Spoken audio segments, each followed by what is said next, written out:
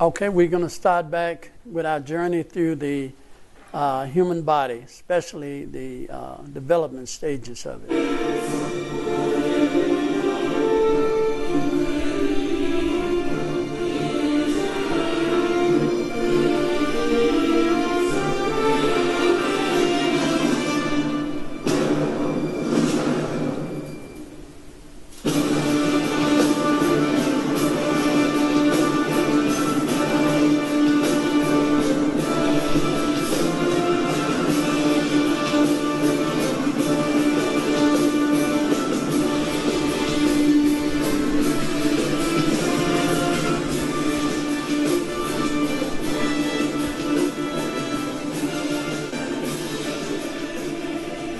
So as tens of thousands of sperms head toward the egg, their prize is right before them.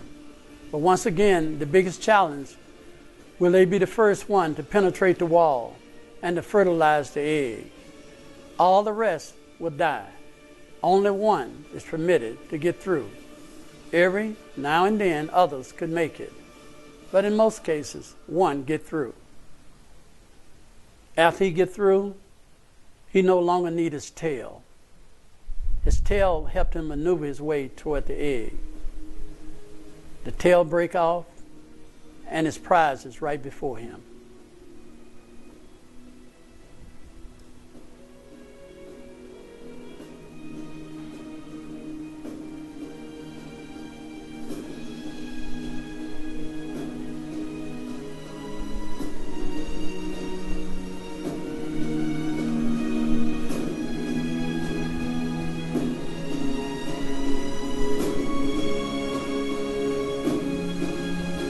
And now they become one flesh. Mitosis takes place. Cell division. A new life has begun. The marvel of creation. God has blessed us to enter into the procreation process. Now, that fertilized egg must reach a set location in the uterus where it would bury itself for 9 months.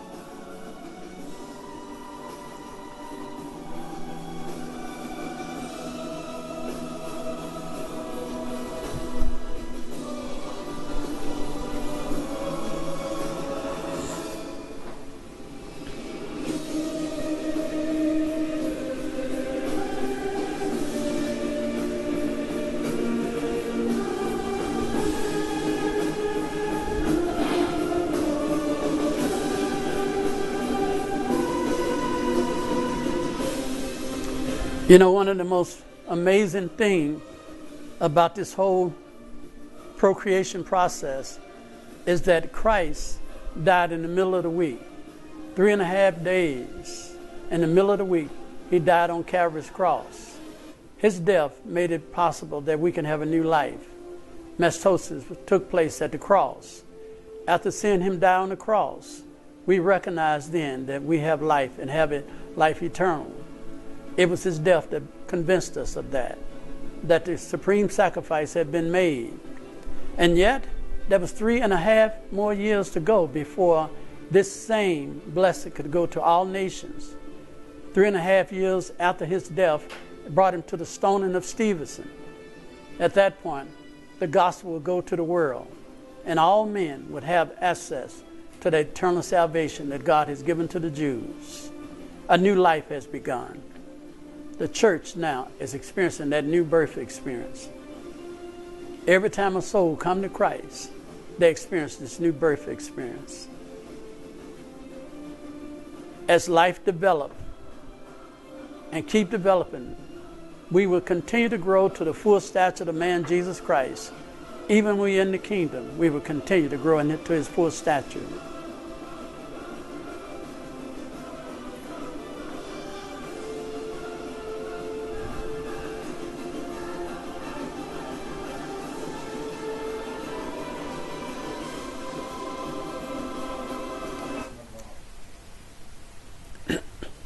This same process that brought about life of a living human being can also bring about abnormal conditions.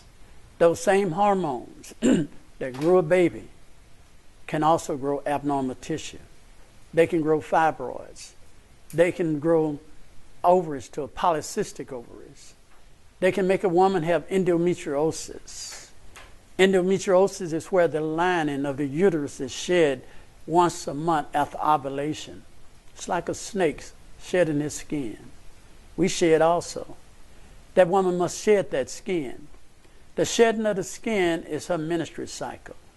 The reason why that woman was unclean is because she was shedding the old skin, that endometrial lining. It came out with the blood. The blood was the cleansing blood that cleansed out the old lining in preparation of a new lining. If any of that old lining is left behind, when the body began to grow a new lining, it would bring about fermentation and irritation and inflammation. That is called endometriosis. Endometriosis when the old lining meet the new lining and they two don't mix. It's like putting new wine in old wineskin. You know what happened. If you take new wine and put it in old wineskin, it what? Bursts. It ferments. That's endometriosis. And so what doctors have able to do, they go in and give you a DNC. They go up in the uterus and they scrape out the old lining so that it won't meet the new lining. Sometimes that old lining can go in other places and cause major problems. So let's look at polycystic ovaries. Cystic ovary syndrome, also called PCOS, is an imbalance of the female sex hormones. That imbalance of the female sex hormone is imbalance in estrogen, progesterone, and testosterone. Ovaries are part of the female reproductive system, along with the fallopian tubes, uterus, and vagina. Your ovaries contain your lifetime supply of eggs. These eggs are immature and are stored in tiny, fluid-filled structures called follicles. Once a month, she's going to release one of those eggs for fertilization. And she has a lifelong supply of them.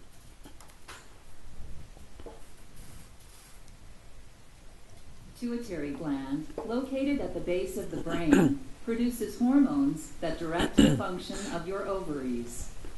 That's important because the pituitary gland at the base of your brain, it works in conjunction with your uterus. So that when you have a baby and they lay that baby on your chest and that baby nurse, it stimulates more contractions. I'm sure y'all understand that. That does several things.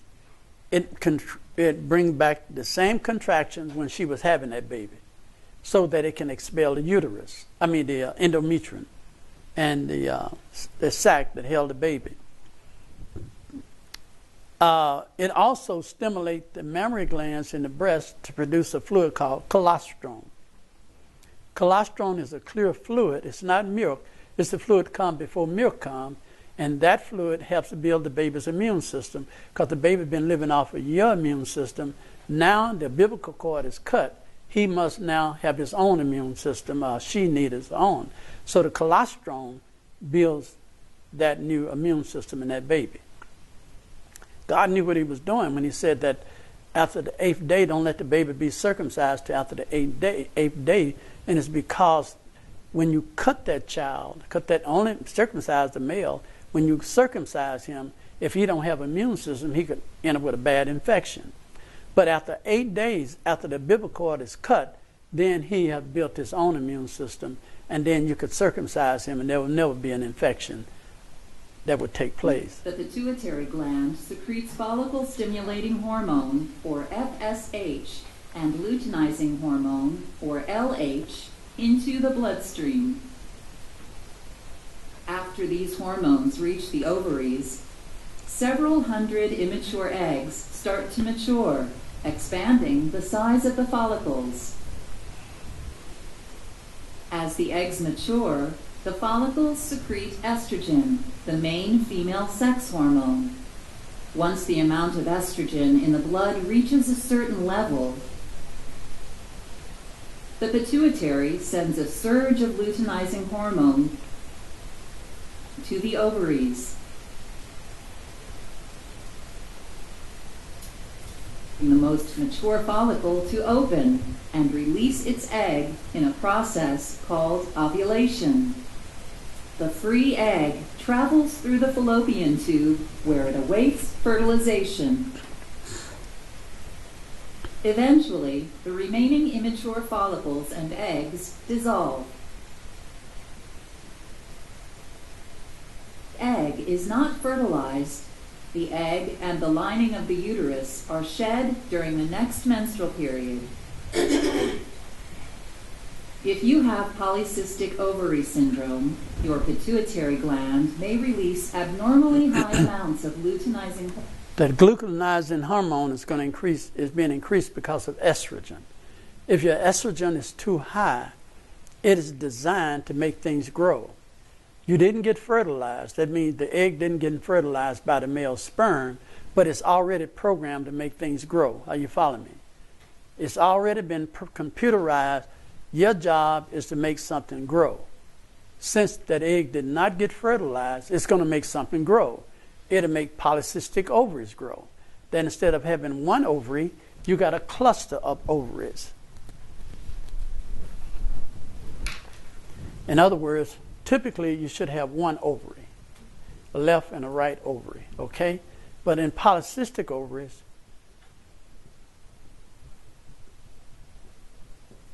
you got that, a cluster.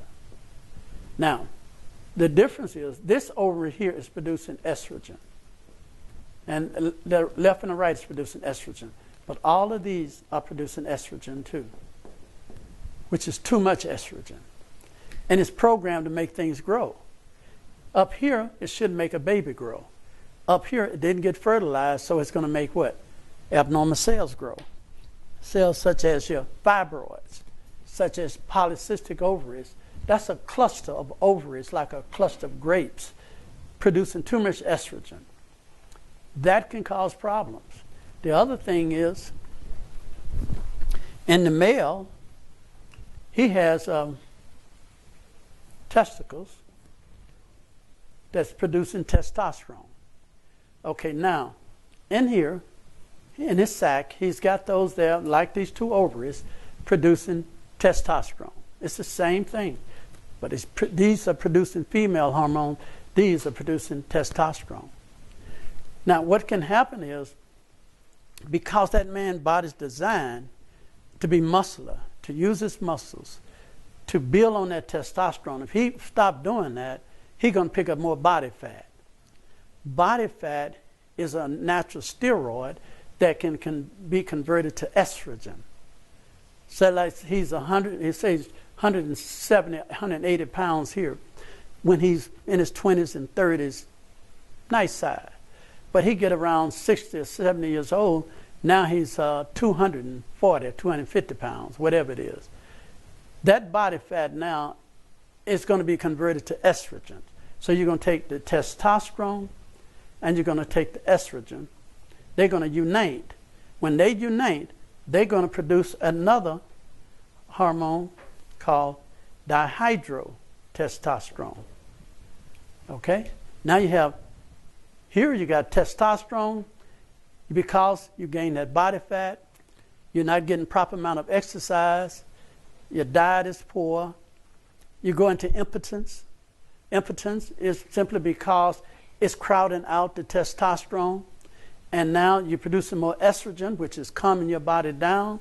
Eventually, estrogen dominates the testosterone, converts it to dihydrotestosterone. Are you with me with that? Any questions on that? I want to make sure. Okay, I'm going to show you what that means. But I really want you to get this. Right now, you're a young man, you got plenty of muscles, okay? You just got through exercising, that's good. This is where you're at right now, okay? By the time you get my age, 50, 60 years old, if you don't keep that up, you're going to find that you're going to start producing more estrogen. That's why they do it. Because they eat a certain amount, they exercise, but then the exercise goes, but they still eat the same They keep eating it. They keep eating. And they pick up that body fat. Now all the muscles become fat. And the body try to use that fat and convert it to estrogen. But it still has testosterone. A man has 10% more testosterone than a woman. Woman got 1% testosterone. So now, if that ratio changes and that man has, say, 6% testosterone and 4% estrogen, that's an imbalance. He is slowly evolving into a woman. He don't know it. He won't think like no woman. He won't feel like no woman, but physiologically his body's becoming a woman. He's going to lose all them beautiful muscles you got, and all of a sudden his chest's going to get soft and flabby. And you touch you right now, you feel hard. I mean, really hard. By the time you get 60 years old, it's going to be soft, like sister. What made it soft was this estrogen. But if you keep exercising, you'll stay toned, and that won't happen. But what happens when a woman exercises? Well, if she's going to burn her body fat.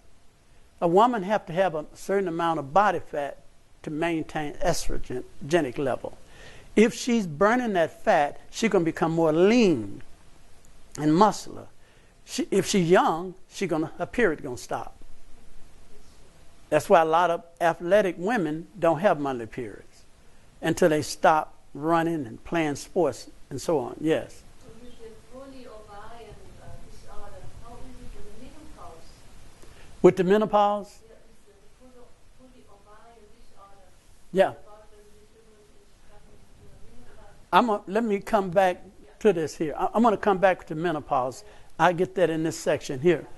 I don't want to confuse you right here. Okay, so now, from high testosterone to now about 4% testosterone, 6% testosterone, 4% estrogen. At that point, you're going to produce dihydrotestosterone. The word di means two in Latin. It means two hormones. The two hormones is estrogen and testosterone. They have amalgamated together. So what that's going to do is cause some physiological problems. First of all, it's going to make you impotent. That's going to happen. It's going to make you impotent. Because estrogen is a regulator of testosterone. Testosterone has no regulator. That's why a man, if he ain't got Christ, he just out there, sowing his wild oats. It's what the Bible said about Ephraim. Ephraim's like a wild ass sniffing in the breeze. You know what that is. If you ever lived in the country, you know what a wild ass is, a horse. In the springtime, he put his old nose up in the air. He's smelling a filly, a female horse. If he pick up a scent, no barbed wire fence, ain't nothing going to keep him. He'll run through that fence to get to that filly, all right? He's like a wild ass sniffing in the breeze. He has no regulator. But this estrogen regulates us. That's temperance. And that's why we need a good wife to help regulate us, because if we didn't have that, we'd be like Ephraim. Okay, so. The wife gives you the estrogen, because if you, let's say you exercise a lot, you lower the estrogen, but then your wife brings up. Well, you need it up, but you need some regulation. We know Christianity would do that, but it helps if you have a helpmeet. If you're in that realm now, you may not need a helpmeet, but that helps you regulate yourself. Okay, now, the dihydrotestosterone come in, you can become impotent. Another thing is, you can also develop prostate problems, and other problems can come along with that. One big problem, if you want to know if you got dihydrotestosterone, if you start balding in the top of the head. If the hair bald in the top and plenty of hair around the sides, that's a classic sign of too much dihydrotestosterone. It don't matter. You can still get it.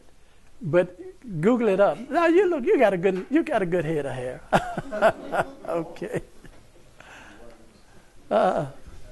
So now the next one is, what is ovarian cancer? Cancer is a disease in which certain body cells don't function right. They divide too fast and produce too much tissue that forms tumors. It can be stimulated by estrogen. If it's an estrogen-stimulated cancer, estrogen is too high, causing abnormal tissue and cells to grow.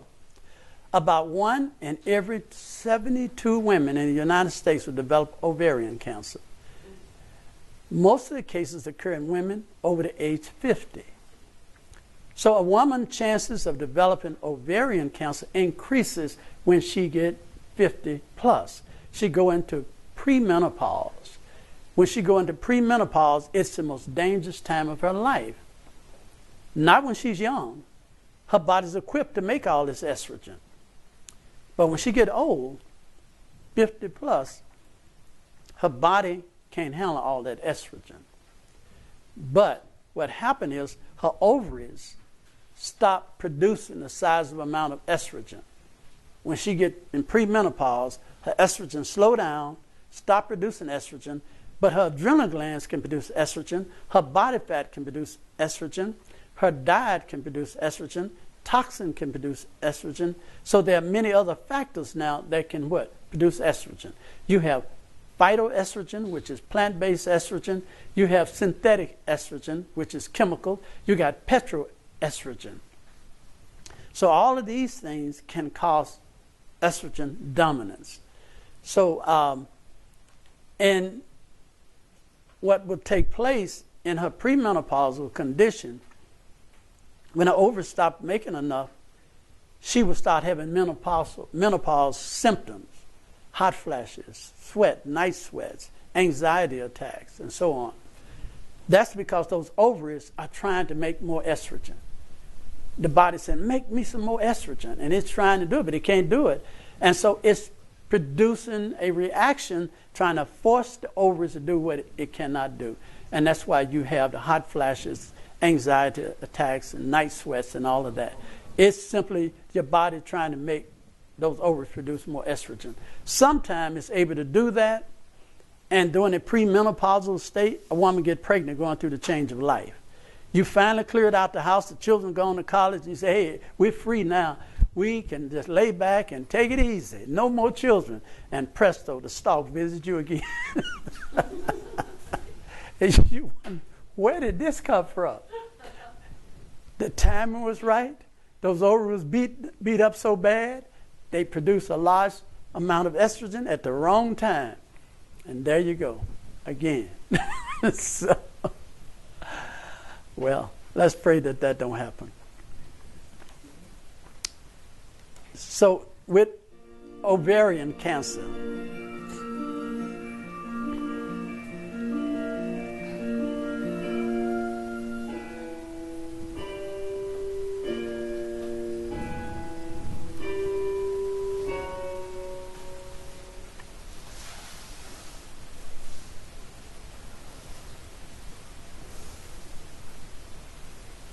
ovaries are the female reproductive glands. They consist of 3 types of cells: epithelial, germ, and stromal. Cells in the ovaries grow abnormally. They develop into tumors that can be non-cancerous or cancerous. If cancerous tumors are not detected early, the cancer cells can spread from the ovaries throughout the pelvic region and continue to spread to the abdominal area and other organs. Determining the stage of ovarian cancer is very important in developing a treatment plan. At stage 1, cancer is limited to one or both of the ovaries. In stage 2, ovarian cancer extends to the pelvis area. In stage 3, ovarian cancer has spread to the abdominal region. In stage 4, ovarian cancer extends into the liver, or to locations beyond the abdominal area. Ovarian cancer treatment typically includes surgery, chemotherapy, radiation therapy, or a combination of therapies. so most ovarian cancer develop after menopause. That's because that's when the woman's body is the most weakest condition, because her ovary is not making enough estrogen, and her body is dependent on other sources to make estrogen. That's when she's gaining more weight. That means that she has more estrogen made from body fat. That means that she's more toxic because she's not expelling the waste. That means her ovaries are not making estrogen. She's going to depend on other sources. And so it makes it easier for that to take place.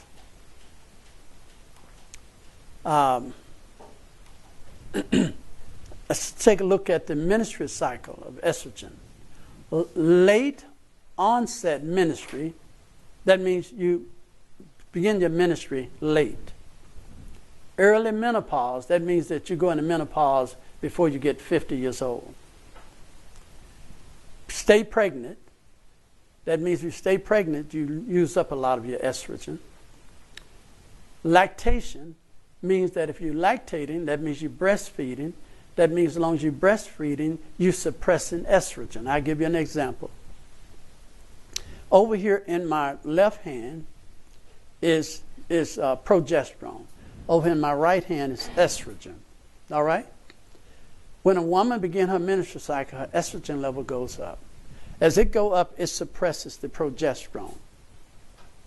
Now, after she's been there 5 to 7 days, her estrogen starts coming down, her progesterone goes up. At some point, her menstrual cycle will stop, the bleeding will stop, her progesterone will reach its peak, and then it will normalize. And she will stay like that. If the estrogen stays up, she's going to stay on her menstrual cycle. She's going to keep hemorrhaging and bleeding. If her estrogen comes down, it's like a valve. It's going to cut it off. So that's a crude illustration. So now, when a woman is lactating, that means she's producing breast milk.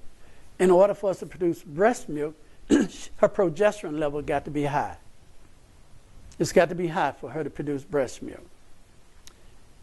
If that progesterone level stay high too long, she could develop a pituitary tumor in her pituitary gland. And then she could be what we call a wet nurse. A wet nurse is somebody that produces breast milk all the time. They don't have to be pregnant to produce breast milk. Back a long time ago, there was professional wet nurses, especially during this time of slavery, when the mother of the house didn't want a nurse because it disfigured her body. She would get the slaves to nurse her babies. All right? And there would always be a wet nurse that always had milk. And that wet nurse produced milk all the time. And it's because they had a cyst on their pituitary gland. The progesterone level stays up high. So if that progesterone stays high, it's going to keep the estrogen down. The more you can keep that estrogen down, the better your chances are. When you go into postmenopause, your chances of developing estrogenic cancer don't exist. It's that little period between premenopause to postmenopause. Okay, it said reduce the number of menstrual cycles and thus the risk of breast cancer. So if you can cut down, well, I forgot one, underweight. If a woman is underweight, her chances is better because she won't produce enough body fat and she won't produce enough abnormal estrogen. And that can reduce the amount of her menstrual cycle, and that will help her.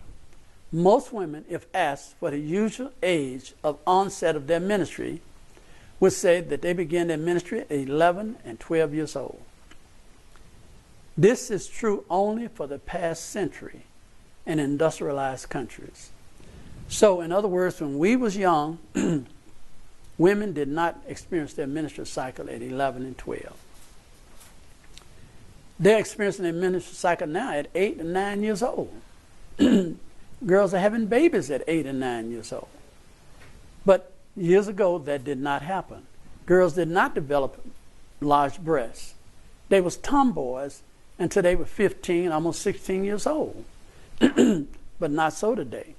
And a lot of it is because of this genetically modified food, hormone driven foods. Historically, the normal age of a woman's ministry began between 16 and 17 years of age. The 5 extra years of estrogen production cause and increase the risk of cancer.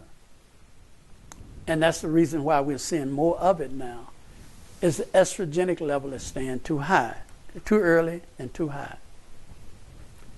If you have had breast cancer, your risk of developing ovarian cancer is increased.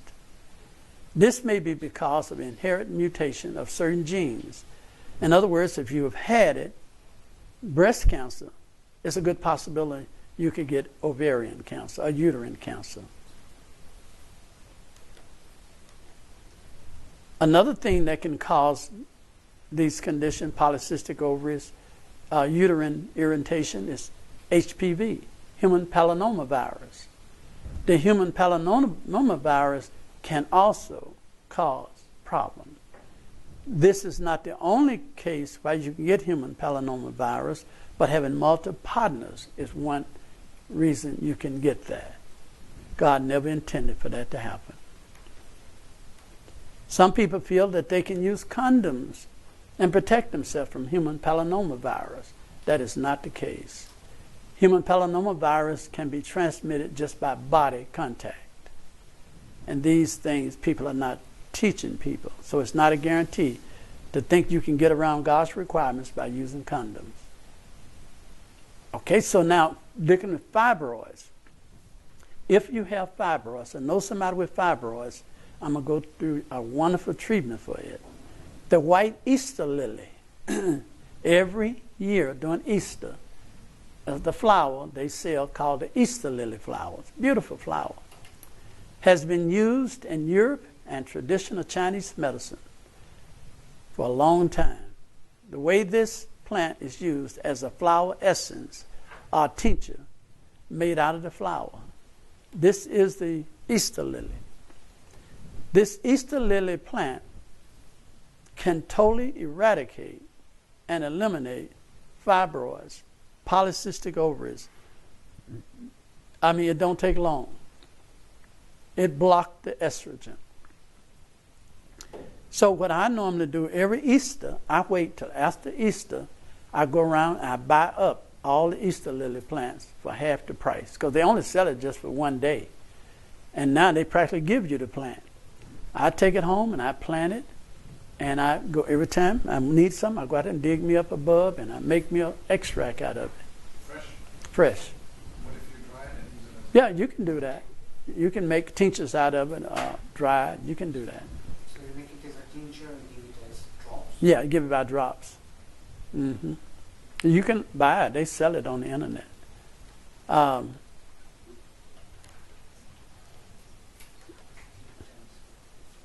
So the Easter lily plant is really good for fibroids.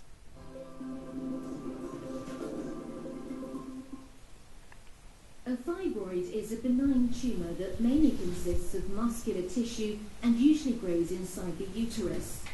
Fibroids are also called myomas. Its size ranges widely from a small tumour the size of a pea to a large tumour almost the size of the uterus. Myomas are classified into 3 types depending on the location where they're found. The intramural myoma, a fibroid that grows in the muscular wall of the uterus. The subserosal myoma, a fibroid located just beneath the outside mucosal covering of the uterus. Here, the fibroid projects to the outside and occasionally remains connected with the uterus only through a small stalk. The submucosal myoma, a tumour that grows beneath the surface of the uterus lining. Therefore, this type of fibroid can grow in the uterine cavity.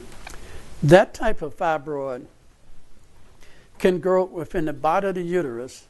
Instead of growing out, it grows inward. That can cause the uterus to swell. When the uterus swells, it tells the brain that you need to have your menstrual cycle, because there's something in there that needs to be flushed out. And a woman to begin her menstrual cycle and stay on her menstrual cycle. She can stay on it weeks out of a month, don't come off of it at all. And so it's because the brain is programmed that when something's in there, don't supposed to be in there, you're supposed to have a menstrual cycle to flush it out.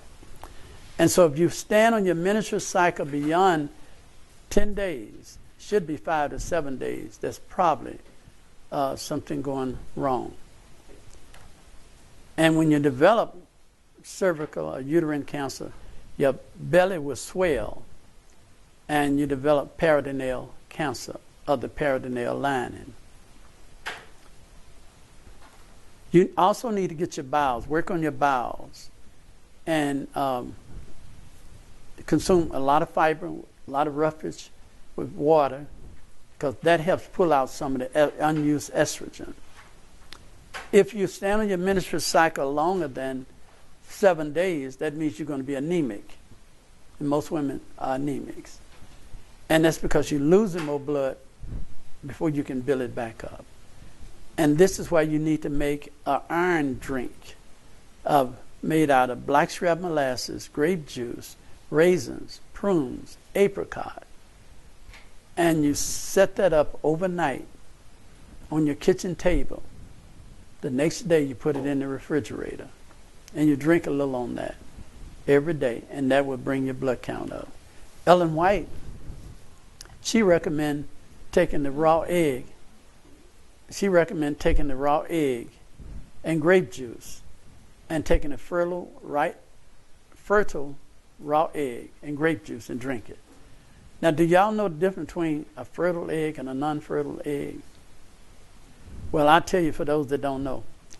When I was young, you go to the market and you buy a dozen of eggs.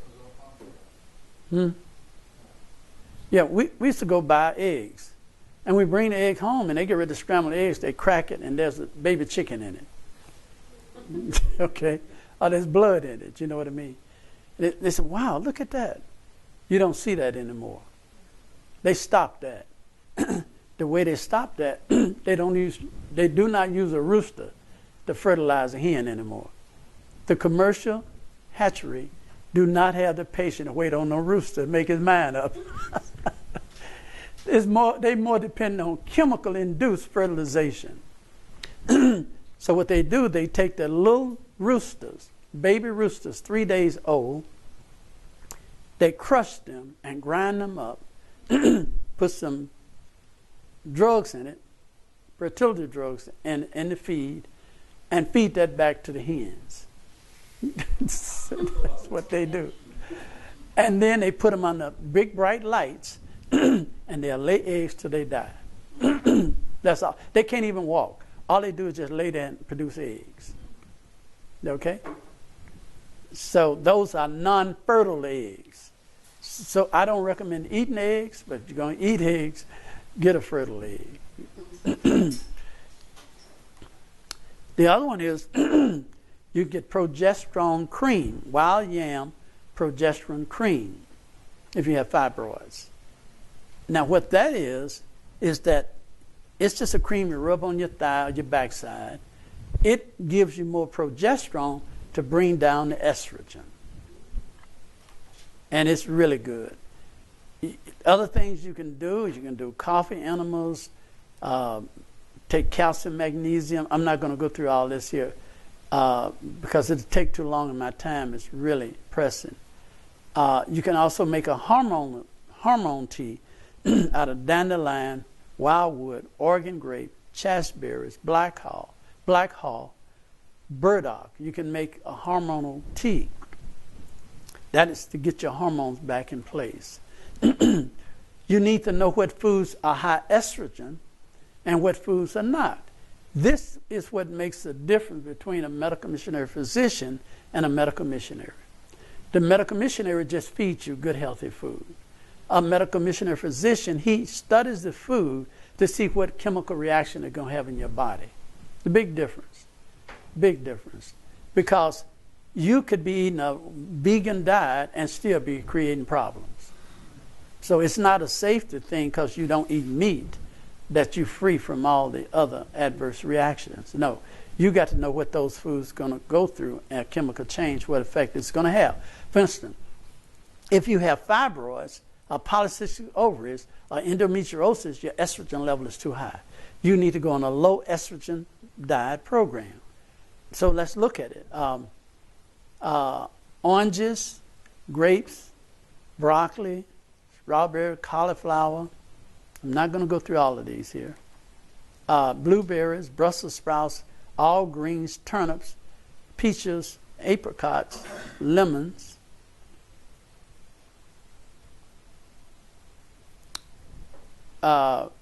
certain grains, legumes. All of these are very good, and they are low estrogenic foods. So you've got a whole list of foods you can eat. They are low estrogenic foods. But if your estrogen is too high, you need to stay away from these foods. Your soy, your yucca, your licorice, you need to make sure you reduce your weight. You need to be careful with cow's milk, eggs, cheese, ice cream, red clover. Red clover is very high. Black cohosh is very high. Alfalfa is high. Food yeast, licorice, anise, some of your pimento beans, your soy flour, they all, peanuts, peanut butter, they all are high, carob, they're high estrogen. They are fantastic for prostate problems. They are fantastic for women that have too much progesterone and they want to bring it down. It works really good for that. So if you put a man on a prostate program, you want to put him on these high estrogenic foods because that will help bring his testosterone down. Soy, eating too much soy. Soy is a good food, but eating too much of it can have a negative effect. That don't mean soy is bad. It means the same what God said about honey. A little honey is good, too much make you vomit. Soy is the same way. Soy is a mild estrogen, phytoestrogen food, but if you eat too much, it can have a negative effect, make you produce too much estrogen, and that can grow fibroids or that can accelerate cancer growth. That don't mean it's bad. Soy can actually protect you against cancer. It can really do it. By eating a small amount of soy, your body will receive that estrogen and refuse any other estrogen. But a lot of people speak out against soy because they're looking at the negative effect of eating too much of it. But God never sanctioned eating too much of a good thing.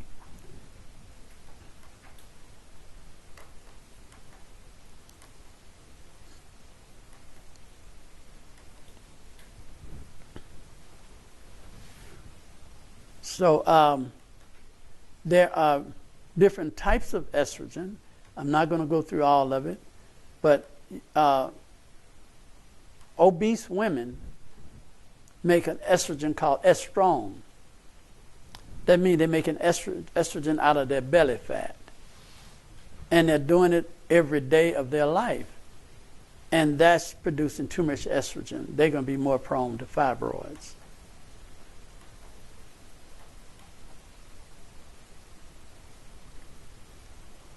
I'm going to show you this illustration right here.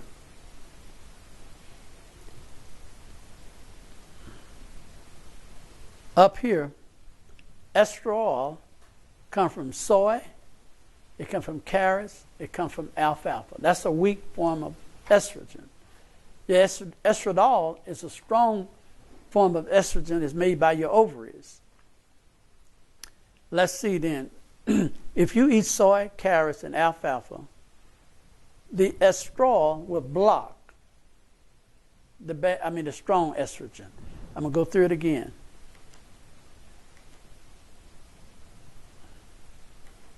Okay? The estrol comes from soy, carrots, and alfalfa, and other phytoestrogens. Those are the most famous ones. If you consume these foods moderately, not every day, what it would do, it would be uptake in your blood, and then when your body produces this strong estrogen, petroestrogen, whatever bad estrogen it may be, it blocks it from using it. Because it said, I already have enough estrogen, and it won't use it. And that can protect you against it. So the soy, carrots, alfalfa can serve as a mechanism to protect your body, but if you eat too much, it can have a negative effect. Let's look at it again. Once again, here we can see the estradiol is coming in. Too much bad estrogen, or strong estrogen, not bad, but too much of the real strong estrogen can stop the estradiol from getting in. Did y'all see that? Let me back up again. This here, green here, is the strong estrogen that will cause fibroids and tumors and cancer to grow. Too much of that in your ovaries or your body can block, here we go, right here. Too much estrogen coming in. So when a little weak form of estrogen from carrots, alfalfa, and soy, it won't get in because it's already got its quantity of real strong estrogen. So now, estrogen on the uterus and other places in your body have what they call receptacles. Receptacles are like little mouths. It's ready to eat, like a baby's ready to eat. And what they want to eat is estrogen. So the real strong estrogen comes in. And then you continue to eat a lot of soy, a lot of alfalfa, a lot of carrot juice. It will accept it in because of the quantity. Now you're producing too much estrogen. You're going to have problems there. I talked about endometriosis, so about the shedding of the lining, so I won't spend no time there. I will comment on natural and synthetic estrogen. Like you, most of our parents try to follow a healthy diet. They eat lots of fruits and vegetables, consume a fair amount of animal protein, beef and chicken, to keep the muscles strong. Now, for the most part, that type of diet is fine and well and good. However, certain type of vegetables and animal protein may contribute to estrogen dominance. The following lists are some of the foods that contain a fair amount of phytoestrogen. Phyto means plant-based estrogen. And most of these plant-based estrogen is what's going to cause you problems if you're eating too much of it. Here you see a man with large extended belly, and that's because he's consuming more calories than he's burning.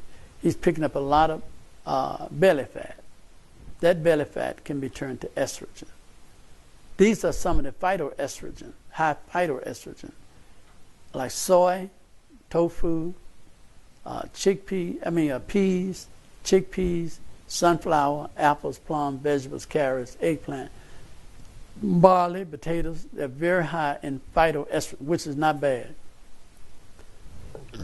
It's not, Vegan diet, I mean, half of this you eat almost every day. and that's good. Well, so that's good. That's real good. That's where you're protecting yourself. But when it's too much? You're going to gain weight. Oh, okay. And when you start gaining belly fat, now you got all this phytoestrogen. Now you got all this body fat converted to estrogen. It's too much. It can handle these weak estrogen. You will never become obese if you ate 85% raw diet. It will never happen. So if you're obese, that's because your metabolism is slow, you're consuming a lot of calories, and you're not burning those calories. So you got to burn those calories. They will stay with you.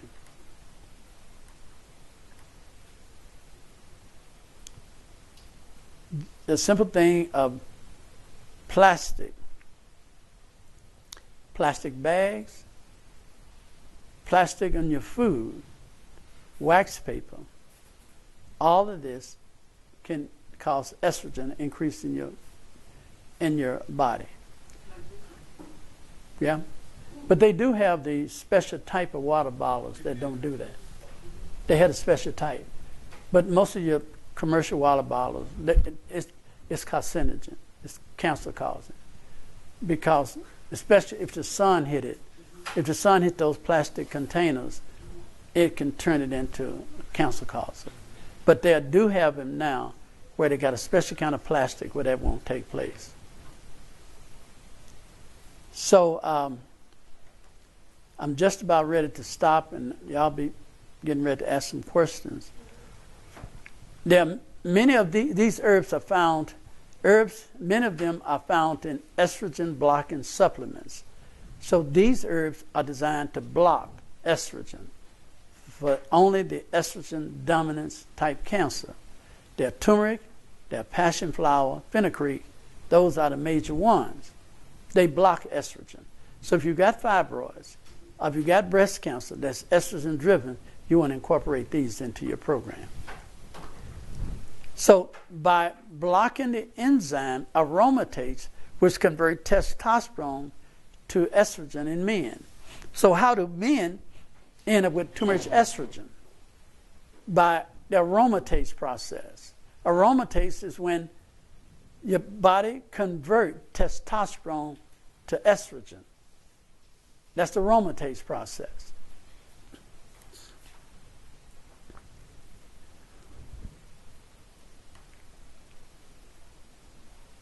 And I'm not going to go, these foods, once again, are foods that's high in estrogen.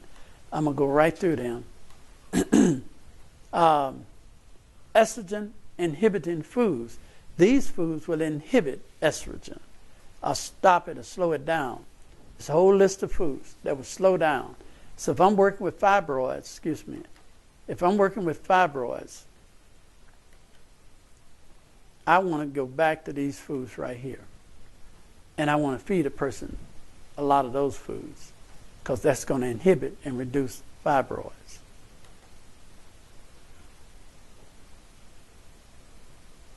If you're having menopausal symptoms, you might want to follow this prescription. Ellen White said that her favorite herb was what? Red clover. It was red clover. That's her favorite herb. She said that in her late postmenopausal years. Red clover is very high in phytoestrogen. It makes a woman feel like a woman. It gives her bones flexibility. Ellen White loved it because she died from osteoporosis. You know what that is. Osteoporosis means your bones snapped and you fell. And they see you laying on the floor and they say, oh, she fell and broke her hip. No, the hip broke and she fell. Ellen White never recovered from that. You notice in her pictures when she got old, she was all humpback like that. You've seen those pictures, haven't you? If you've seen the old pictures, she shrunk. That's osteoporosis. Anytime your back get round and curved like that, you got osteoporosis. That means those bones is not flexible. They're brittle and dry. And so, but red clover made her feel better. So there's a wonderful formula using red clover, black cohosh, and soy. That will help anyone that's got menopausal symptoms.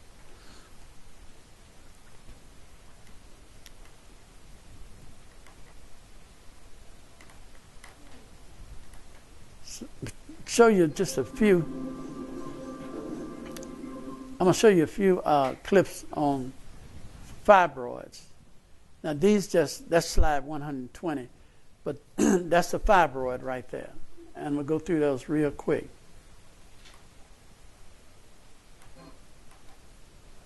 That's another fibroid right there. They can really be huge.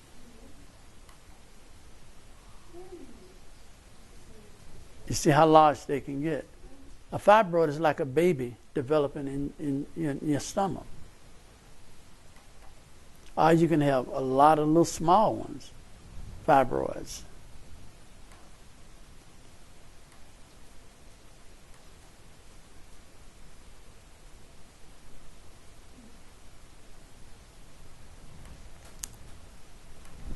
Is there any question before we stop? Now, what doctors use to reduce your estrogen, they give you a drug called tamoxifen. tamoxifen block estrogen. But in the end of this program here, and I have it in here. I should turn to it. I hate to slip through these slides because I'm messing bro up right there. But tamoxifen is a drug that blocks estrogen, but it can cause uterine cancer and other things. There are natural things that will block estrogen, and it works better than tamoxifen. So I'm going to go through it and show you that, then I'll stop. One of the wonderful products for blocking estrogen is vegetables. Eat plenty of vegetables in their raw state. Garlic, onions, chives, leeks, they also block it. Flavonols, found in citrics and keratin, is a wonderful choice for blocking estrogen. Antioxidants such as turmeric can block estrogen. Chlorophyll can block estrogen.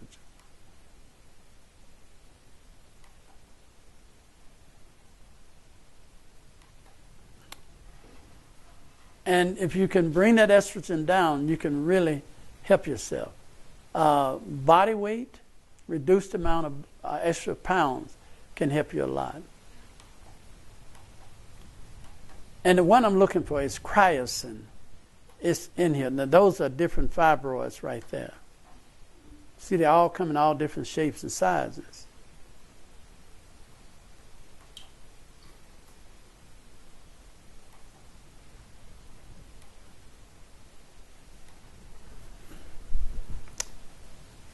Ethnic origin, African American women are more likely to develop fibroids than white women. Now, that ain't because God created you inferior. That's because your choices is different. That's all. Your choices are different. You see, please excuse me, but I have to tell y'all this. Black people can cook for anybody, but not anybody can cook for black folks. I'll tell y'all. And Latinos the same way. They can cook for anybody, but can't anybody cook for them. You see, with minority people, they got to have it greasy, spicy, and seasoned, and cooked the way their grandmama cooked it, or the way their family cooked it. If they don't get it like that, I just can't deal with it. I grew up eating like that. I can't deal with it. But you take, for instance, you go to the city, and I'm stopping, especially where I live. And I know it's over here, because KFC over here too. Now, black folks love KFC. They love fried chicken, because that's the way their grandmama cooked it. I live one state from where they created Kentucky Fried Chicken, KFC. They changed the name from Kentucky Fried Chicken to KFC because they wanted to put it in other countries, and they didn't want to think it's coming from Kentucky. Okay, so they changed the KFC. But what happened was, this man owned a plantation, and he had these slaves that cooked chicken, and he loved it. And so he got the recipe and started the KFC. But it's the way black folks love it. And he make a lot of money off of black folks. Now white folks like it too. Okay, but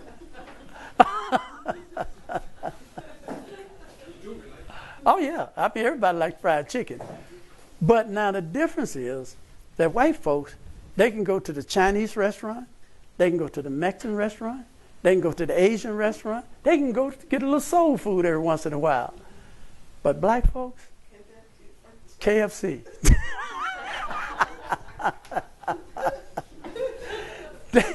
They're not going to be playing around with no Chinese food.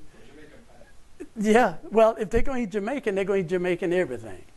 But I'm just saying, we get in a groove where we got to have it the way we always done it. White folks outlive us by 10 years. That should tell us something. they're outliving us by 10 years because they eat more variety. They said, honey, let's eat over here the Chinese on Mondays. Well, Sunday, we want to go get some Japanese food. We want to get some, KFC. We want to do this. But not us. Let's deal with us some barbecue, some KFC, and some hamburger, and French fries. And that is the reason why it is shortening our longevity. When you become a child of God, don't eat based on your ethnic and racial connection. Eat for the heavenly Canaan land. You better do it, that you're going to shorten your existence. Any questions before we stop? Fermented foods, I saw. Is it good? I know yogurt and stuff, but what about a few fermented vegetables, kimchi, miso, Yeah. stuff like that? Well, fermented food is, when I was young, we used to drink buttermilk and sauerkraut. That was the way we got our probiotics, our acidophilus and stuff like that was, sour cabbage and buttermilk. And yeah, it was healthy, we drank goat milk. We got it. But today we got probiotics and fermented foods where you can get it from. It has its good and it has its bad. There are times when you may have to have some food like that to build up your intestinal flora. But it should not be a staple food that you eat on a regular basis. It's not healthy. But the intestinal flora makes it a possibility if you have some problems. So it's kind of like yes and no. Okay? Yes and no. So I would suggest if you have to deal with it, deal with it very moderately. And do it because you got a problem, not because you like the way it tastes. So yogurt, Yeah, but they're making yogurt now with soy-based yogurt. But the original yogurt was made out of baby feces. There was a starter. They used it as a starter. Now, you got to understand now, a starter, the yogurt you eat now is not baby feces. They should get brand new babies, get a little piece of purified feces as a starter. But I hate to tell y'all that, but you Google it up. But what it is, they start off with a little pinch, and they put that in a big batch of yogurt, and it will cause the bacteria to grow, bacilli to grow. And then they take a little out of that, a pinch out of that, and to the next batch. And then a pinch out of that out the next batch. Well, after so many batches, the feces don't exist anymore. But they have to have those starters to make those bacteria grow. no, but soy yogurt. Yeah, they do. Only soy yogurt. They do have a soy yogurt, yeah. They have one called Rejuvelac. Rejuvelac would be the healthiest one, where you make it from wheat berries. You make your bacilli from slightly fermented wheat berries. But I like yogurt. I believe that I don't eat dairy yogurt, but I eat soy yogurt because I know that through the process of doing it, it's no feces in there. No, just the thought of it, huh? Okay. Any other questions? I have, and then my writes about the sourness of the bread. Yeah. But I read somewhere that in those times they didn't have ovens like now. You could set 250 Fahrenheit, 350, and they had to fire it up by hand. So sometimes when they put the bread inside, it was too hot. So Wow. on the outside it was done, inside it was still because. Yeah. I used to make ovens because I was in sculpture. I made sculpture. So we had those little cones that you can put, they melt at a certain temperature. And we put it in those outdoor big ovens. Those things get hot. That cone determines how hot it's going to get. Because some of those cones would melt. And if it melts, it shut down the oven at a certain temperature. So, yeah, they get any temperature they want. That's why they built those ovens outside where they cook that bread at. That is not it. The heat of it don't kill the yeast in it.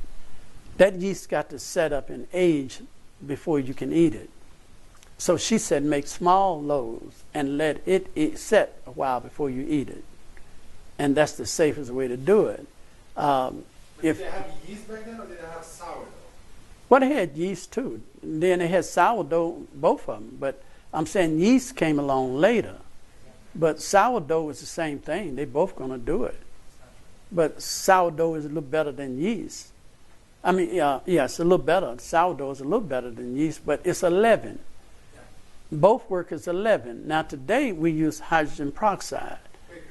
We can use hydrogen peroxide and don't even have to use no other kind of leaven. You take 35% hydrogen peroxide, and it's a better leaven than yeast and any type of leaven. 35% hydrogen peroxide. Yeah, it would leaven your bread really good. So you don't, and then you don't have to wait. Yeah. Tell you what. Well, they have aluminum-free baking powder. They have aluminum-free baking powder, but we know baking powder is not healthy.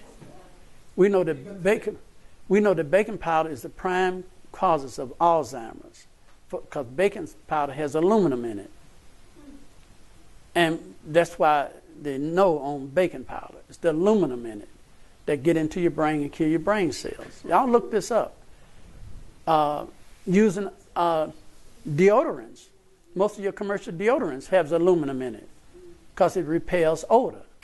But when you use it, it gets into your lymph system, get in your brain, and destroy your brain cells. Aluminum foils. People bake potatoes. They wrap it in or cook in aluminum. That aluminum get into that potato, into that food, and get into your bloodstream. People use cheap aluminum pots.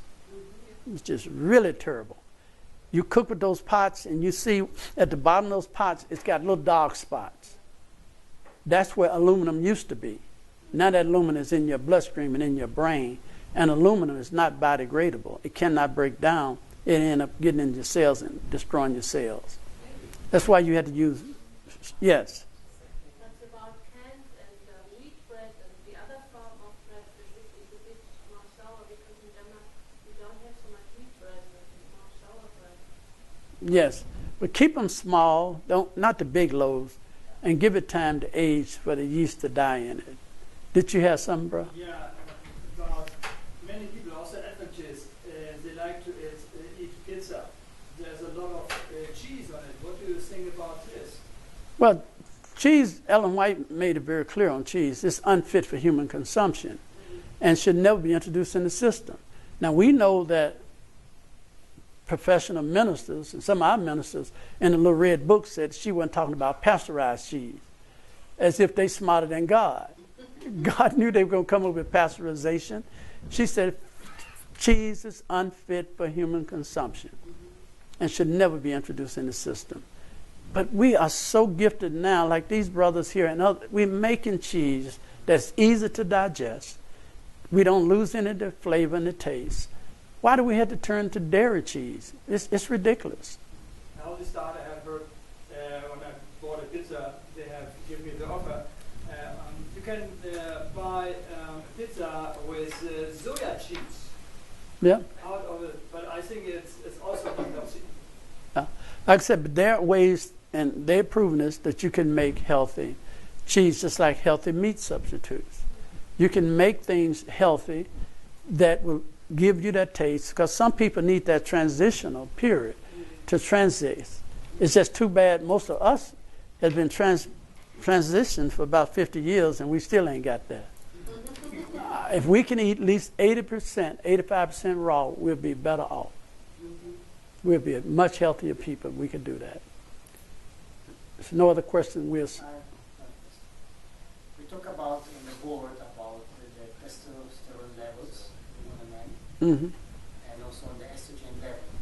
They say there is a man who's over 60 years old, there is impotence and low testosterone level. How would you reverse the situation? Well, yeah.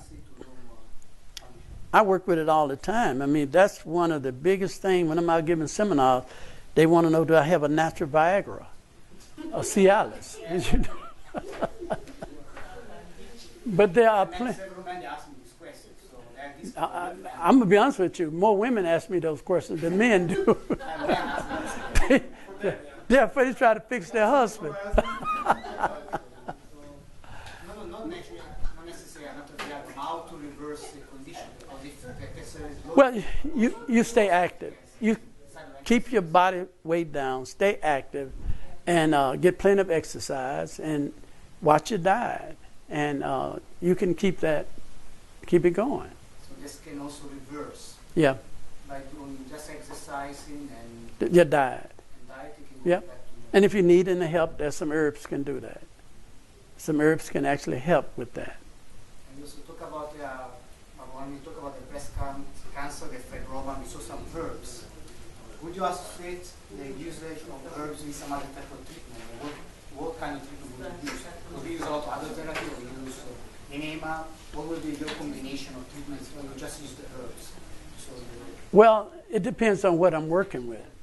breast cancer. Well, and that's what, I don't know, 10 or 15 different types of breast cancer. So that means that you have to pick the right combination of herbs for the type of breast cancer. If you're working with an estrogen dominance, estrogen stimulated breast cancer, then you need a certain type of herbs to deal with that, like passion flower, cryosin. You're going to need that to block it. You're going to need a lot of vegetable juices to do with that. Moringa, you're going to need that. But if you're dealing with HER2 breast cancer, a HER2 breast cancer don't respond to estrogen herbs. HER2, that means that you need to make your herbs out of the Asian mushrooms, and you also need to give them figs, plenty of figs. Figs have an enzyme in it called pylin. I think it starts with a P. The P is silent. Pylin.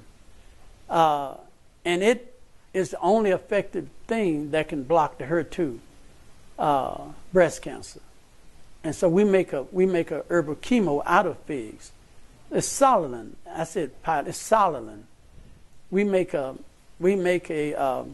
herbal chemo made out of dried figs, and we put some of the Asian herbs in it, and we give that to them, and that block the HER2. If you're dealing with brain cancer, you need to have the herbs that's going to deal with that. So do you have kind of, so how do you determine the type of cancer by the resulting treatment? Well, you have to study the herbs. It's not just a random selecting herbs. You study the herbs, and you find out what is this herb supposed to do, what effect it would have. And this is what makes it a lifetime commitment. It takes a lot to figure all that out. But you have a lot of help today. You have a lot of resources today. You can Google in asparagus and say, what effect do asparagus have on the brain? And a lot of information will come up. It is one of the best herbs for brain cancer. You eat asparagus for 3 months, it will destroy most of your brain cancer cells.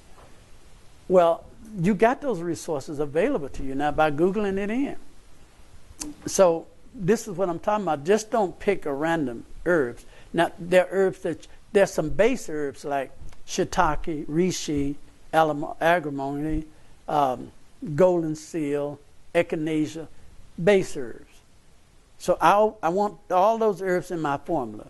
But now I need to customize my base formula to deal with my particular disease. So that means if I'm dealing with estrogen type cancer, I need to get herbs that block estrogen. I need to put that in my base formula. If I'm working with prostate, I'm going to have those same herbs I named. They're just base for the immune system. But now I'm going to find herbs that deals with the prostate gland and the urinary system. And I'm going to put it with those base herbs. So I have over 200 formulas for herbal chemo, 200 different formulas. Most of them in the book that y'all can get. But that's where it comes. You've got to know your product and not just randomly picking it. You have to do it because But the same system of detoxing, cleansing, rebuilding, that goes for every disease. It stays the same, but you got to customize it for that particular problem. Yeah. When you started therapy about cancer, breast cancer, you said that you have a lot of different viruses. You need the diagnosis from the doctor before you start. It'll be good if you can get that. Yeah. I do a program, and I try to do it for you all if I can get it in. It's called What is Disease? It's the human x-ray machine. How that you can look at a person and tell a lot what's wrong with them. I can listen to the sounds of your body. I can shake your hand and pick things up. Because I've studied it so good, I can look at your wing of your nose. I can look at the texture of your skin. All of that is saying things to me. Because I've studied it so much that I can tell when a person has got a breathing problem or they got a digestional problem. And it's this old thing the doctors used to use before they had all the technology. I just went back and studied the old method of how they recognize diseases. And I used that when I cannot get a proper diagnosis. Yes, ma'am. My question is, what if a person does not have enough blood and it is difficult to get some blood infusion? Yeah. Well, if a person don't have enough blood, if their blood count drop down below 6, the RBC, they're going to need a blood transfusion. But if they're around 8, 9, they're severe anemic, but taking a raw egg and grape juice will bring their blood count up in 3 days. That's what the Council on Diets and Food said. Take the raw fertile egg, place it in unfermented grape juice, and let them drink it. And that's almost like a liquid blood transfusion. Drinking chlorophyll, taking a tablespoon of blackstrap molasses 3 times a day, that will bring your blood count up. You can never build good blood cells without protein. So you need to soak at least 6 almonds overnight, eat 6 raw almonds. That will help build your red blood count up. Vitamin C, taking vitamin C with iron can increase your red blood cells. So there are many ways, but once it drops down below 6, you're going to need a transfusion. And you can tell when a person needs it. You know, they're nauseated, they're dizzy, they lay down and they set up like that and the room starts spinning. You know, that telling them they don't have enough blood to support their heart. They're cold, they're mentally confused. So I talk with a person, in about 10 minutes, I know they're anemic. First thing I do, I said, lay down flat on your back. I said, set up real fast. And they said, woo, woo, woo, woo. I said, okay, I got you. They don't have enough blood to support their heart. And now I would tell them to go get a blood test, but I pretty much know it. If a person got a thyroid problem, then I tell them to take a thermometer. Take that thermometer, when you set it by your bed at night, put it on your armpit. About 5 minutes before you get up, look at it, write down what it is, and then do that 3 days in a row. Knowing what your temperature should be, about 98.6. If it's coming down 97.2 and 96.5, if it's 2 times out of 3 days, then I know that they got a sluggish thyroid. So just knowing those things. If they nose, you take a person's nose, if their nose are like that, wide open. So if their nose should be like this, but if their nose are open like this and their mouth is like this, what is that telling me? That's telling me they got what? Breathing problems, respiratory problems. I look at their ankles. One of their legs or feet are swollen. That's telling me something. Kidney or heart-related, circulatory problems. Okay, I mean, you know, it's just so many things you can pick up. Now, some things you need to check, but a lot of things you can pick up real quick. But it takes commitment. It really takes commitment, and not many people want to do this. And once you do that, you go to a level that you can demand what you want and where you want to go. And that's where I'm at. I can do what I want to do. I put my name on a piece of paper, a napkin, and people want it. Y'all understand what I'm talking about? I go to the grocery store. Never been to that grocery store. People say, Mamon Wilson. I know you. I seen you on YouTube. I seen you here. I go to a church. I ain't never been to that church. I said, Mamon Wilson is in here. I said, oh, Lord. I'm saying, but it's because, God make a way for you. It is exhausting. It really is. It's exhausting. And people think it's a joy, but it's not. It's really exhausting. But I wouldn't want to do anything else. I really wouldn't. And I'm going to do it till I drop. In some form and fashion. My wife, she was a medical missionary physician. My son is a junior medical missionary physician. Y'all will hear him, I think, tomorrow. And we've been training him from the womb. He know about as much as I do, but he don't have the confidence. He don't have the confidence. When we walk, I said, see that herb there? I tell him when he's a child, I said, that herb is this. You do this. So I'm constantly feeding him with that. But my wife, I'm going to tell you a story of my wife. My wife was a medical missionary for about 20-some years. 2.5 years ago, she was teaching the medical missionary class. And she was very playful and laughing. She's playing with the students. We had about 35 students there. And she said, honey, I think I got a funny feeling in my head. She was dead just like that. She fell dead, just boom, gone. This is somebody walk 5-6 miles a day. She'd be up walking down these hills, you in perfect health. And it went just like that, boom. And I'm telling you, it can happen quick. She never saw it coming. I never saw it coming. But she went the way I would like to go. If I got to go, if I'm not a part of that team that's going to be translated up without seeing death, I want to go preaching the word of God. To me, it's no better way to go. At least that's the last thing on your mind is preaching the word of God. Mm-hmm.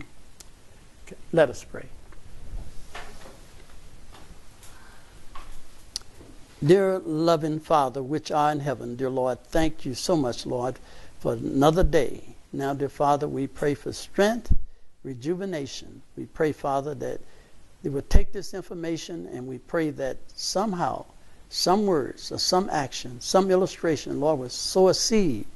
And out of this group, Lord, some would come forth, Lord, and commit themselves to a lifetime of service.